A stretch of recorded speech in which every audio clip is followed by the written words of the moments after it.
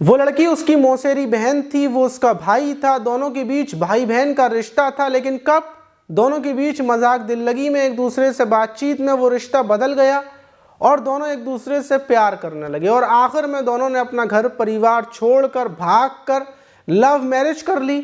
सालों तक एक दूसरे के साथ बिल्कुल खुशहाल जिंदगी चल रही थी, लेकिन अचानक से दोनों के बीच में एक तीसरे की एंट्री होती है और फिर दो कत्ल होते हैं। कुल्हाड़ी से दो लोगों की हत्या कर दी जाती है। लेकिन हत्या किसकी हुई और मौसेरी बहन के साथ प्रेम कहानी की शुरुआत से लेकर आखिर तक, अंत तक जब आप सुनेंगे तो आप भी हैरत में पड़ जाएंगे। तो चलते हैं और इस घटना को जानते हैं, क्योंकि इस टाइम पर ये रिश्तों में बेहद ज़्यादा अवैध संबंध हो रहे हैं और अवैध संबंधों का अंत क्या होता है वो आपको इस घटना में पता चलेगा। तो चलते हैं।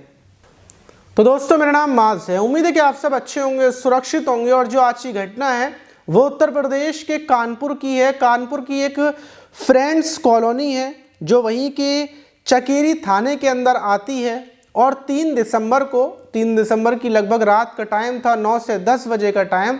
क्या डायल 112 पुलिस के पास एक शख्स की कॉल आती है। दूसरी तरफ से जो शख्स बोलता है वो बोलता है कि मैं संजीव गुप्ता बोल रहा हूँ और ये जो फ्रेंड्स कॉलोनी है वहीं पर मैं रहता हूँ और मेरे पड़ोस में जो घर है उस घर से बेहद ज़्यादा चीखने पुकारने की आवाज़ें आ रही हैं और बहुत ही ज़्यादा आ रही हैं, मतलब बहुत ख़तरनाक।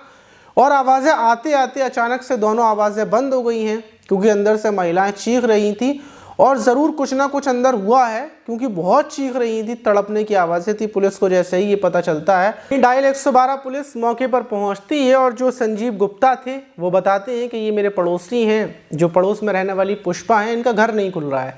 फ़ौरन जो पुलिस वाले थे वो गेट को बजाते हैं। उनको लगता है कि शायद हो सकता है अंदर कोई लड़ाई झगड़ा हुआ हो और अभी पुष्पा बाहर आ जाएंगे। गेट को बजाया जाता है। 1 मिनट 2 मिनट लगभग 5 से 10 मिनट तक पुलिस कोशिश करती है कि शायद अंदर से कोई आ जाए, आवाज़ें लगाती है इधर से उधर से, लेकिन अंदर से कोई रिस्पॉन्स नहीं आता। और आखिर में पुलिस वाले और जो कॉलोनी के लोग थे वो मिलकर गेट को तोड़ते हैं। गेट जैसे ही टूटता है पुलिस अंदर घुसती है और अंदर घुसने के बाद सामने ही जो पुष्पा थी उनकी बॉडी पड़ी हुई थी। बॉडी का इतना बुरा हाल था कि मतलब जहाँ ऐसा लग रहा था कि किसी ने कुल्हाड़ी या फिर बड़ी धारदार चीज़ से टुकड़े किए हैं, क्योंकि हाथ पूरा अलग, गर्दन इधर से उधर, जो वार हुआ था उससे गोश्त पूरा अलग हो गया था। पुलिस वाले क्या, कॉलोनी के लोगों के पैर कपकपा जाते हैं। पुलिस अंदर की तरफ कमरे में पहुंचती है और सामने ही पुष्पा की बेटी कामनी की बॉडी पड़ी हुई थी और वही हाल था जो पुष्पा का हाल था। शरीर पूरे टुकड़ों से में हो रहा था, बस टुकड़े करना बाकी थे। और कामनी की लाश के पास ही एक युवक बैठा हुआ था, जो बेड पर बैठा हुआ था सर नीचे झुकाकर। पुलिस फौरन उस युवक को पकड़ती है। वहीं पर कुल्हाड़ी रखी हुई थी, एक बड़ा सा चाकू भी था। अब जाहिर सी बात है कि इसी युवक ने इन दोनों का कत्ल किया है। ये युवक कौन है? वहीं कॉलोनी के लोग बोलते हैं कि ये तो जेम्स जोसेफ है, जो कामनी का पति है और इनका दामाद है। फौरन पुलिस मतलब समझ जाती है कि दामाद ने ही अपनी पत्नी और अपनी सास का कत्ल किया है। जेम्स जोसेफ को निकाला जाता है और हिरासत में लेकर पुलिस निकल जाती है और दूसरी तरफ दोनों की जो बॉडियां थी उनको पोस्टमार्टम के लिए भेज देती है। वहीं जो थाने के प्रभारी हैं अशोक कुमार SHO हैं, वो अब जेम्स जोसेफ से पूछताछ करते हैं। जब उससे पूछताछ की जाती है तो वो नॉर्मल बिल्कुल ऐसे बात करता है जैसे उसने कुछ किया ही नहीं हो और जो किया है वो बिल्कुल सही किया है। जब उससे पूछा जाता है तो वो बताता है कि वो बुलंदशहर का जो थाना कोतवाली है, काला आम, वहाँ का रहने वाला है और वहीं पर वो रहता था। लेकिन आज से 7 साल पहले, मतलब 2017 से पहले, उसका आना जाना यहाँ पर था कानपुर में, क्योंकि कानपुर में उसकी मौसी रहती है और मौसी की ये जो लड़की थी कामनी, इससे उसकी करीबियाँ थी। जाहिर सी बात है मौसी की बेटी उसकी बहन हुई। अपनी बहन से उसका बहुत मेलजोल था, फ़ोन पर बातचीत होती थी, दोस्ती थी दोनों की।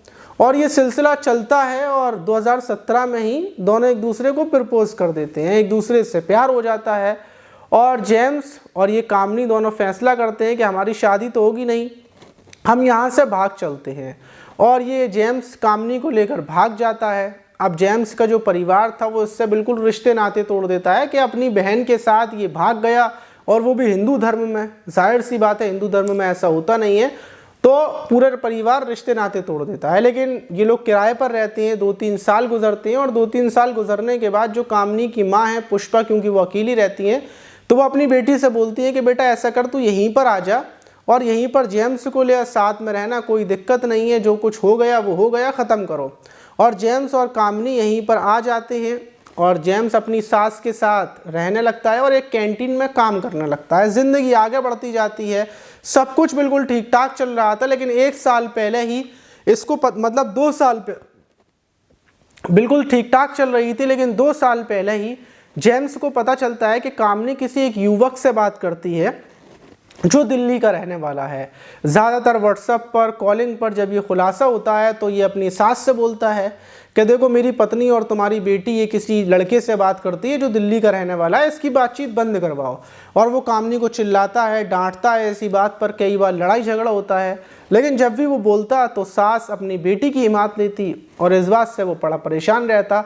सिलसिला ऐसे ही चलता रहता है और इसी अक्टूबर में कामनी अचानक से घर से भाग जाती है। जैसे ही वो विरोध करता है, बातचीत करने की मना करता है, तो कामनी गुस्सा होकर भाग जाती है और दिल्ली का जो युवक था उसी के पास जाकर लगभग 1 हफ्ते तक रहती है। और उसके बाद जेम्स काफ़ी समझाता है और उसके बाद कामनी वापस आ जाती है। कामनी वापस आती है, अब जेम्स फिर उससे बोलता है कि देखो बातचीत करना बंद कर दो, बिल्कुल सही नहीं है, तो मेरी वाइफ हो और हम लोगों ने शादी की, एक दूसरे से प्यार करते थे, अब तुम्हारी ज़िंदगी में कोई और आया है तो ये ख़त्म कर दो।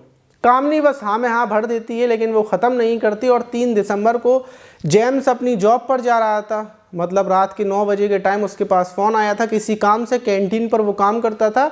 वो जाने ही वाला था कि वो देखता है कि कामनी जो किचन के अंदर वीडियो कॉल पर बातचीत कर रही है, और ये देखने के बाद वो आग बबूला हो जाता है, फ़ोन को छीन लेता है। कामनी उससे लड़ती है, झगड़ती है और काफ़ी लड़ाई होती है।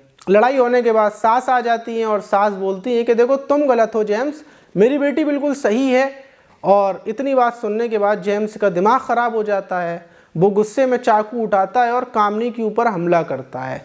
जैसे ही कामनी के ऊपर हमला होता है, उसकी माँ देखती है पुष्पा, और वो अपनी बेटी को बचाने के लिए आती है, चाकू को छीनने की कोशिश करती है कि उसी बीच जेम्स वहीं पर रखी हुई कुल्हाड़ी उठाता है और उससे कामनी की माँ के ऊपर हमला करता है और कामनी के ऊपर, दोनों के ऊपर ताबड़तोड़ बेरहमी से हमले करता है। उसके दिमाग पर खून सवार हो चुका था क्योंकि उसकी कोई सुनने को तैयार नहीं था। उसने अपना घर परिवार छोड़ दिया था कामनी के लिए और कामनी उसको छोड़ रही थी किसी और के लिए, इसलिए वो पूरे तरीके से बावला हो जाता है और दोनों की ही हत्या कर देता है। और हत्या करने के बाद भागता नहीं है क्योंकि उसको अफसोस नहीं था, जो उसने किया बिल्कुल सही किया। और भागने के बाद वो कहाँ जाता, उसकी ज़िंदगी तो वैसे ही ख़त्म हो गई, इसलिए उसने जेल जाने का फ़ैसला किया और वो नहीं भागा। ये बात उसने पुलिस को बताई और पुलिस ने उसका पूरा चालान कर उसको जेल भेज दिया।